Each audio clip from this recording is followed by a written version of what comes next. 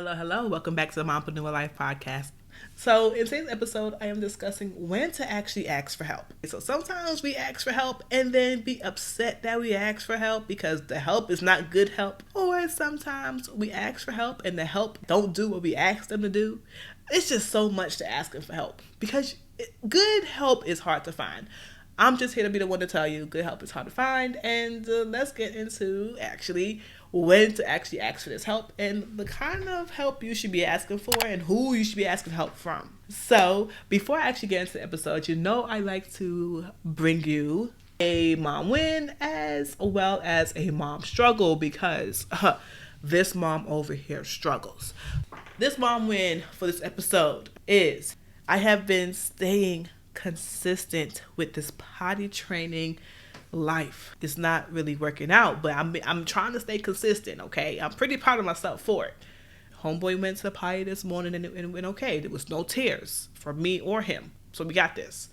All right, the mom struggle is just dreading going back out to work as a teacher, Summer break is coming to an end and I have to go back and I'm kind of dreading it. I really enjoy staying home and creating content, but I have to create a new schedule and I'm not ready for that. I just feel like this summer went by too quick. I was doing, co-parenting stuff all summer and I'm a bit tired. But let's get into when to ask for help as a mom. Let's get into that. I always preach in these podcast episodes to ask for help, but you might not have quality help. You might not have help at all. And I really feel like everyone have help. I don't care who you are, where you live. I really feel like everyone have help, even if you have to hire help. But we're going to get there. I'm here to tell you, I struggle all the time. I'm telling you now, I really struggle all of the time. I'll probably tell you about my schedule a little later, and you'll see why I struggle. But I struggle. So I don't want you to sit here and think oh, my day is perfect, my schedule is perfect, or anything like that. I am not here to tell you I don't struggle and everything is perfect and I'm the best mom and so forth and so on. No, your girl's on the struggle bus a lot. But it is what it is, you know what I'm saying?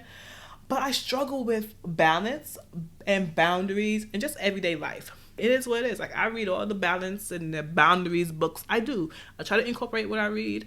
And when you're dealing with toddlers and other people you can't put boundaries on, you know what I mean? It's hard. And you can put boundaries on, your spouse or your older kids. But when it comes to a toddler, it's hard. It is. Yeah. Every toddler is different. When my kids were toddler age, they were all different. And this last one, Homeboy, I don't know where Homeboy came from. He a different breed. He just a different breed. Okay? It is what it is. And it's hard to set boundaries with him.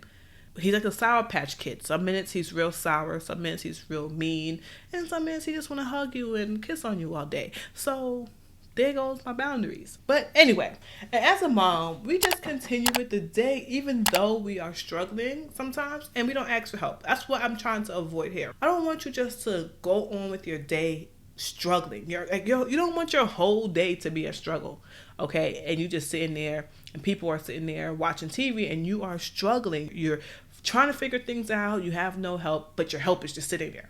So in this episode, I'm breaking down ways I currently ask for help, okay? And I want you to take ways that I ask for help and see if maybe you can ask for help as well. So by me asking for help, it helps me mentally. It just don't help me with the day by day. It helps me mentally because as a mom, our brain is always going, oh, did the kid brush his teeth today? Did they eat lunch? Did they eat breakfast? Oh my gosh, what is today? Do they have a field trip? Our mind is always going, okay?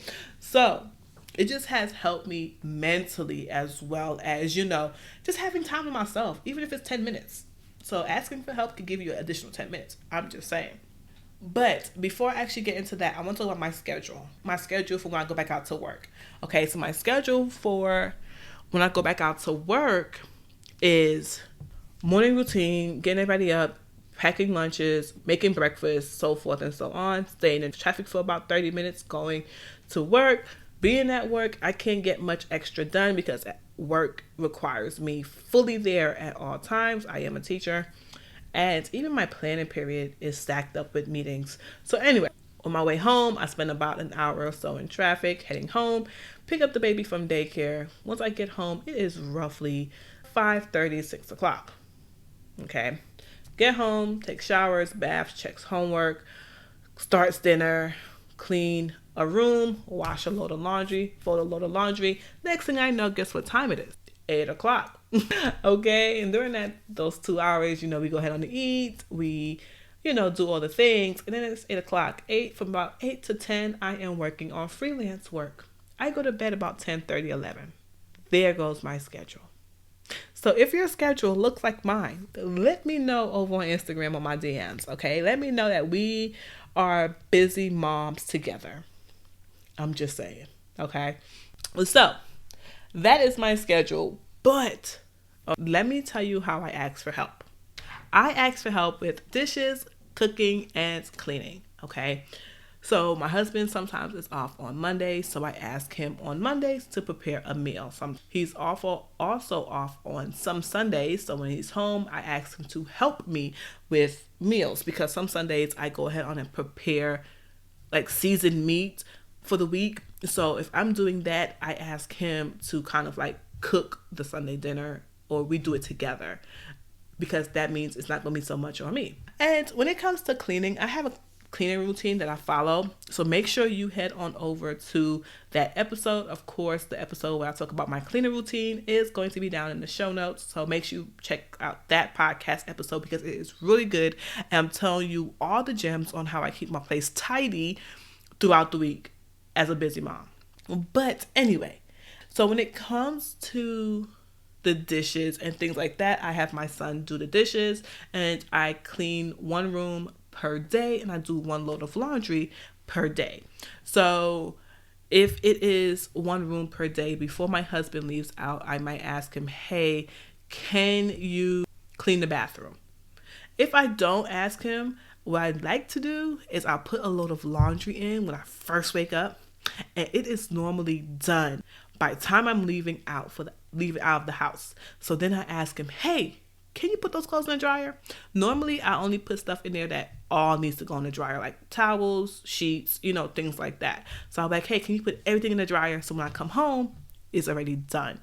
But sometimes when I come home, I forget, or I'm just so wrapped up with the toddler or anything like that. It's just too much. So by him just doing that one little task, it helps. So when it comes to the dishes, I have my son do them sometimes, or I would tell my husband to do them before he leave out or when he comes home from work, because I work as well. So I feel like even though we both work, we should both do things in the home, regardless of who works more hours or whatever the work is. We should both be doing work in the home. That's how I feel. Some people feel different, and that's okay. Everyone's home is different. If you don't have a spouse or anything like that, if you're a single mom, you have to ask help from fellow family members, friends, or even the kids in your home. So I'm talking to those moms that have kids that's older than, like, say, 5, that can actually help, like sweeping or even vacuuming.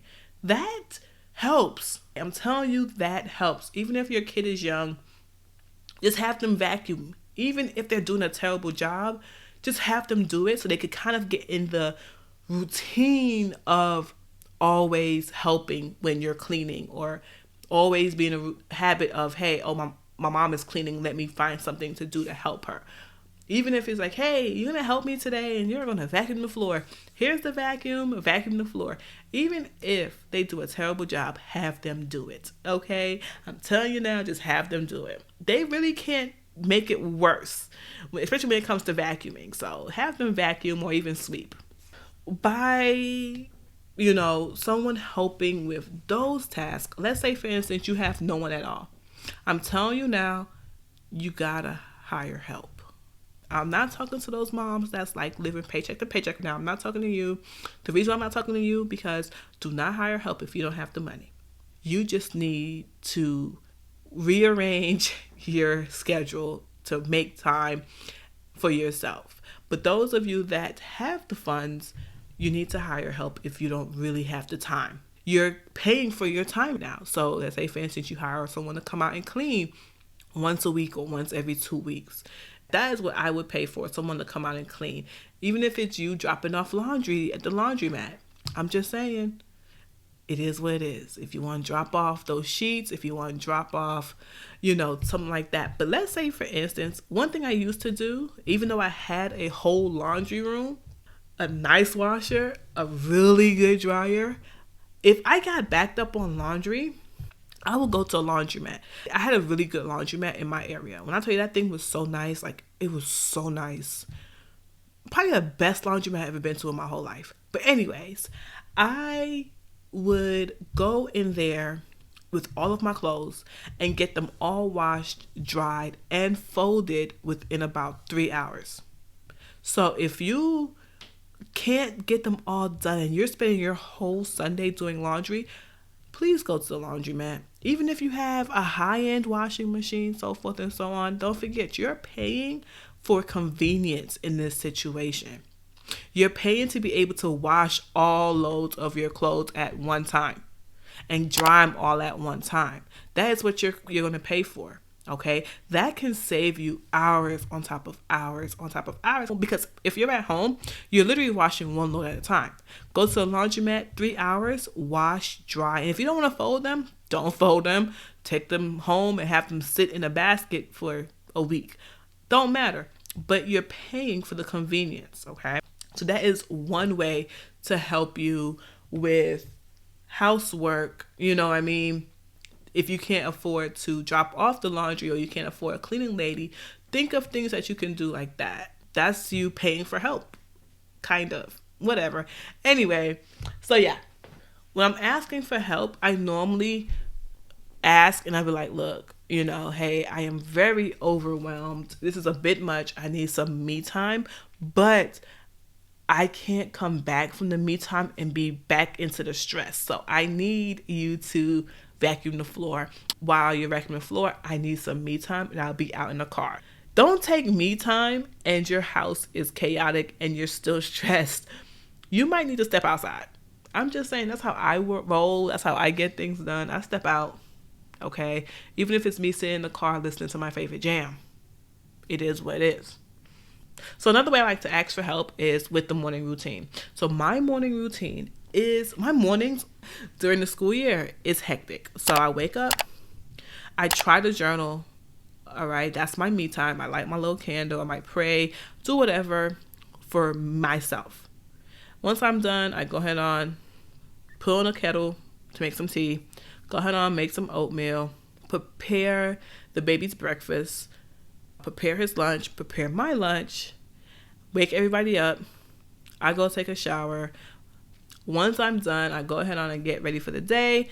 And I get the baby ready for the day. But here it is, y'all. You have to ask for help even in those routines. Even if you have a solid routine and anybody gonna throw it off, no, you need to incorporate some people in this morning routine to help you.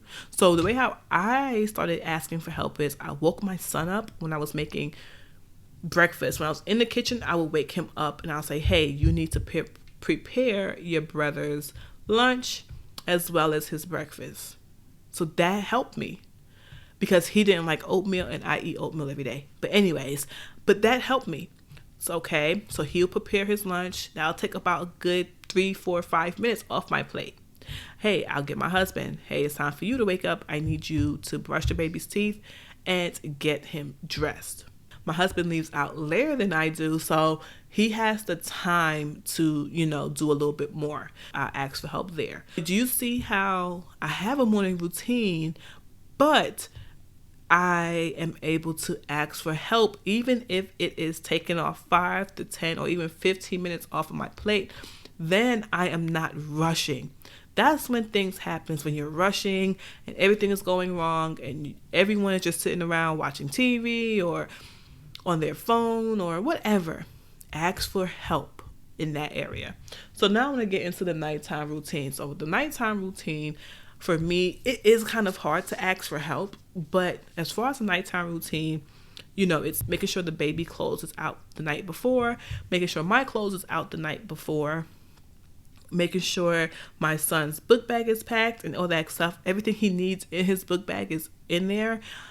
It is making sure everything is pretty much ready, going through my planner. So yeah, these are all things that I do personally, but the way how I started incorporating more help was tell my son to bring the book bag to me while I'm doing something else. So while I am preparing my clothes or ironing my clothes, I'm just going to glance through his book bag to make sure everything is in there that he needs for the following day.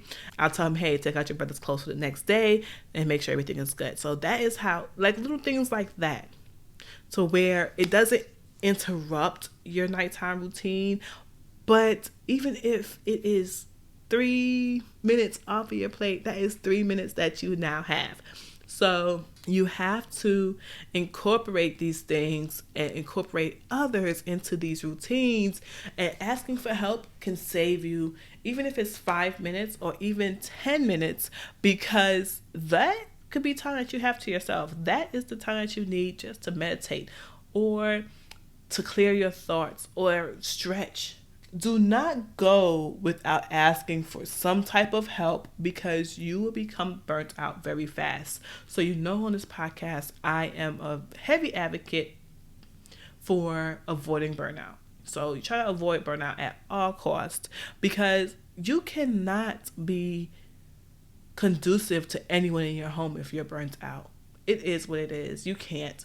So like I said, make sure you head on over to the Instagram page, DM me, and let me know what you thought of this episode, and I will catch you later. So live the life you dream, you mompreneur you. Bye.